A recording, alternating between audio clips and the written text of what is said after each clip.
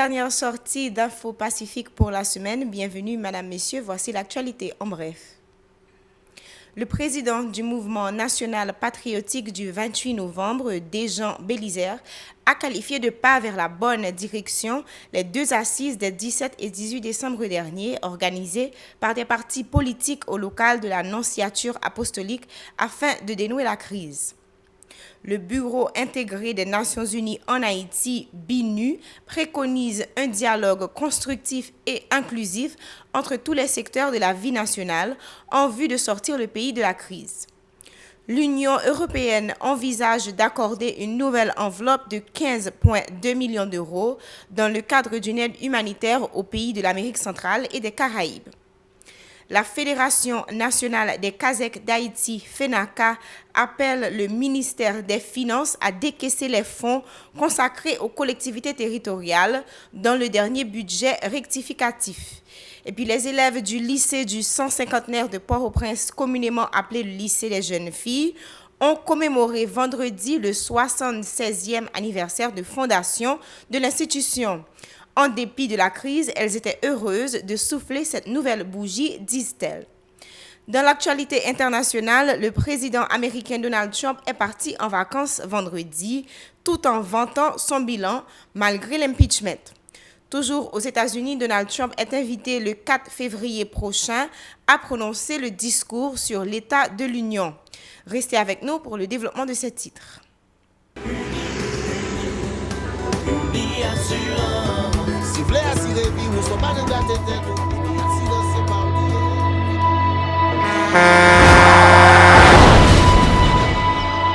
En général, moun pa reme pran assurance. Yo considéré que son l'argent rejeté. Et pourtant, l'argent assurance te doué dans budget ou à côté l'argent kayak, l'argent manger. Li là pour les deux ou traverser un mauvais pas. Gardez tout à côté ou. Ouais comment gros problème qu'on entre sur monde sans attendre. Mandez Dieu pardon, ça qu'arrive au tout. Une assurance dit ou précaution pas capon. Les malheurs arrivés, les faux amis flair saison a fait comme si on pas de jambe connaît ou. Une assurance après rétaver au pour le jour, continuer vivre la vie ou quitter ce course là dans main nous. Une assurance. Vivez en toute assurance. Voici le développement des grands titres.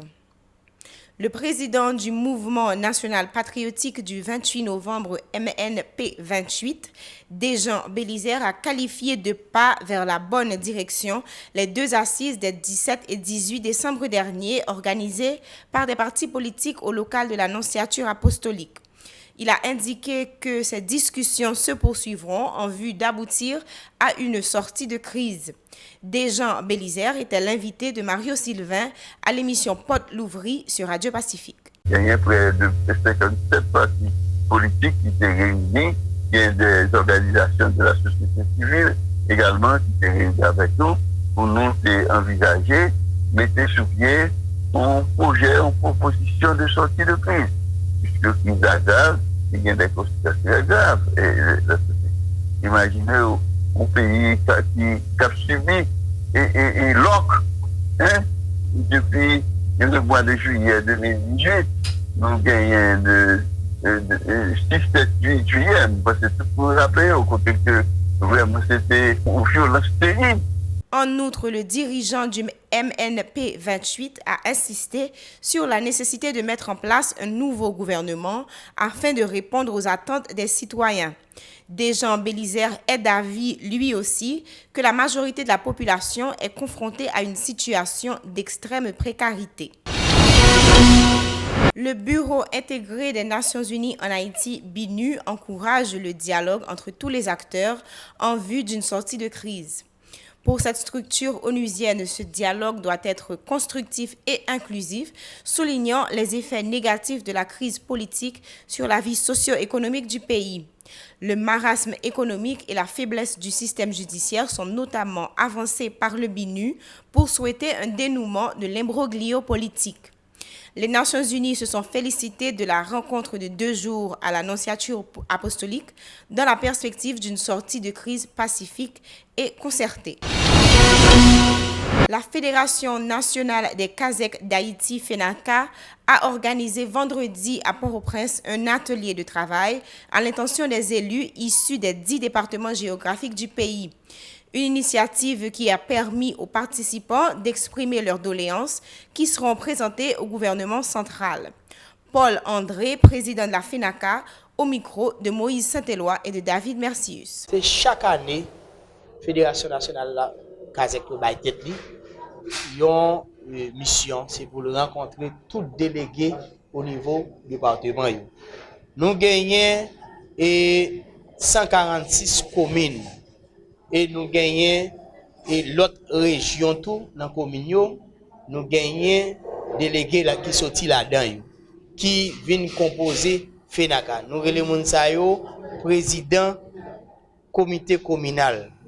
C'est que c'est eux-mêmes qui baillent FENACA mission, c'est eux-mêmes qui baillent chaque année, c'est eux-mêmes qui réunissent, ils réfléchissent, ils sortent des résolutions, ils baillent feuille de route pour nouvelle année qui venir pour que FENACA lui-même capable de discuter pour eux. Ce qui veut dire c'est cahier de charges ou cahier de revendications. Et normalement, nous commençons le travail avec eux. Pour capable là nous sommes réfléchis n'a continué à réfléchir avec eux un débat qui l'ouvre là pour que département par département c'est que question déléguée a posé et dans l'assemblée n'importe l'autre président au niveau du département est capable de répondre et ensuite il est capable d'accoucher une résolution ou bien un cahier de décharge pour que nous capables d'arriver à discuter avec le gouvernement avec ONG, pourquoi pas, bah, de fonds côté qui a aidé monde pour que le développement arrive fait. Je pense que nous pas adressé problème ça avec eux et nous allons discuter avec eux pour nous comment pour que les Kazakh dans le cadre de mission pour faire service à la population et c'est ça la perspective d'idée ça qu'il faut nous réunir là. Par ailleurs, Paul André est monté au créneau pour dénoncer le ministère des Finances du fait de n'avoir pas assuré le décaissement des fonds réservés aux collectivités territoriales dans le dernier budget rectificatif. Les élus éprouvent des difficultés à répondre aux besoins de leur mandat dans leurs communautés respectives, se plaint Paul André, toujours au micro de Moïse Saint-Éloi et de David Mercius. L'année qui s'est passée, il y a des planification qui était déjà faite dès le départ. Nous tous connaissons, il n'est pas secret pour personne. Le Parlement a voté 1 million de gouttes par section communale. Que comme ça, c'était toute section communale était signé et accord avec le ministère de planification. Jusqu'à présent, son petit point section communale qui joignent. Et puis pourtant, population pour environ 100. Et puis population attend et l'en Kazakh là comme projet ça pour que développement pas dit développement fait le modèle service qui ça y premièrement c'est problème route qui toujours plus gros problème monde qui a vivre dans la section communale c'est problème éducation l'école professionnelle que jeunes nous sorti tout côté dans la section communale pour venir la ville qui ça venir faire yo vinn mourir soit tremblement de terre yo vinn au moins courir pas capable c'est courir tourner mais si nous gagne l'école professionnelle bon problème de l'eau c'est que l'eau potable c'est vrai c'est rivière là nous pas capable dans le millionnaire ça dans moment ça toujours pour nous baisser dans rivière pour prendre l'eau pour aller boire mais tout ça c'est des problèmes qui existaient en dans section communale et nous-mêmes responsabilité peuple a voté Kazakh c'est pour chercher résoudre un palliatif ou bien résoudre ensemble de problèmes qui a enduré. L'Union européenne envisage d'accorder une autre enveloppe de 15,2 millions d'euros dans le cadre d'une aide humanitaire aux pays de l'Amérique centrale et des Caraïbes, comprenant notamment un volet médical. Un soutien nutritionnel sera également apporté aux populations dans les zones de conflit. Selon l'agence espagnole EFE, Haïti pourra bénéficier du dernier volet pour un montant de 5 millions d'euros. Ces fonds portent à 103,7 millions d'euros décaissés par l'Union européenne en faveur de la région. Le Salvador, le Guatemala et le Honduras, ainsi que des personnes déplacées par la crise vénézuélienne, en seront aussi bénéficiaires. 86 000 € iront dans des programmes de prévention des épidémies dans les pays de l'Amérique centrale affectés par la dengue. Le 19 décembre a ramené le 76e anniversaire de fondation du lycée du 150e de Port-au-Prince, communément appelé le lycée des jeunes filles.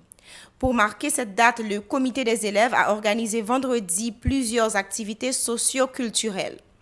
Enthousiastes, ces lycéennes se sont félicitées de cette commémoration, affirmant qu'elles ne voulaient pas laisser passer cette date inaperçue en dépit de la conjoncture difficile du pays. Écoutons leurs propos recueillis par Sherline Murat et David Mercius. Je suis Evodie Denise Gibbs, présidente centrale du lycée du 151, communément appelé lycée de jeunes filles. Alors, activité ça, elle est là pour commémorer 76 ans d'existence que le lycée a lui-même gagné. Alors, ça que nous fait, c'est parce que son bagage qui vient tourner en coutume pour nous dans l'école là, parce que chaque 19 décembre, c'est fête l'école là. Mais nous-mêmes, nous décidons de fêter le 20 jeudi. Donc, jeudi en 20, nous avons fêté 76 ans d'existence. Et dans fête ça, nous toujours mettons talent, nous-mêmes, nous gagnons dans l'école là en valeur. C'est-à-dire des chanteuses, des danseuses, mon qui compte jouer théâtre. Et toutes les filles qui ont du talent, nous mettons en valeur, en évidence dans le jour ça. En façon pour nous montrer que lycée de jeunes filles, il y a un pile barré pour l'offrir la population haïtienne. Comme étant donné, nous, dans le lycée depuis 7e à la philo, nous avons activité depuis 7e à la philo, nous ne pouvons pas comment nous-mêmes, nous sommes aller et puis pour nous quitter, ça passer comme ça.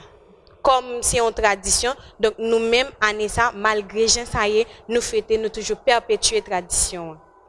Restez des nôtres pour les informations internationales. Voici les informations internationales.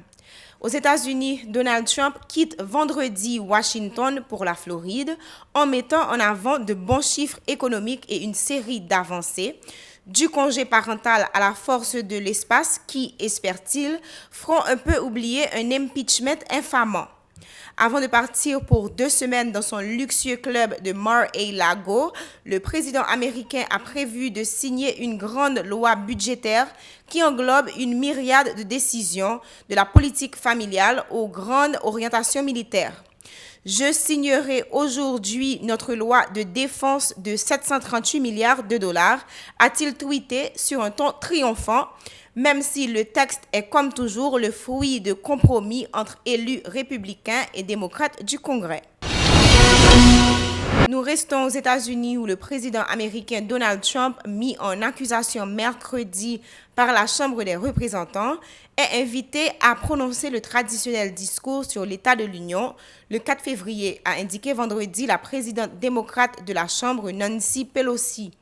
Dans l'esprit du respect de notre Constitution, je vous invite à prononcer votre discours sur l'état de l'Union le mardi 4 février 2020, a écrit la chef des démocrates au Congrès dans une lettre au président. Le discours se tiendra à la Chambre des représentants à l'endroit même où M. Trump a été mis en accusation pour abus de pouvoir et entrave à la bonne marche du Congrès dans l'affaire ukrainienne. Voici venue la fin de ce journal, Madame, Monsieur. Vous pouvez nous suivre sur les réseaux sociaux, sur Facebook, sur Twitter, sur Instagram ou sur YouTube. Si vous êtes à Nassau, Bahamas, suivez-nous sur Rev TV, chaîne 384. Si vous avez un smartphone, téléchargez l'application Radio-Télévision Pacifique ou cliquez sur notre site web au www.radiotélépacifique.com. Passez un bon week-end en compagnie de la 50e.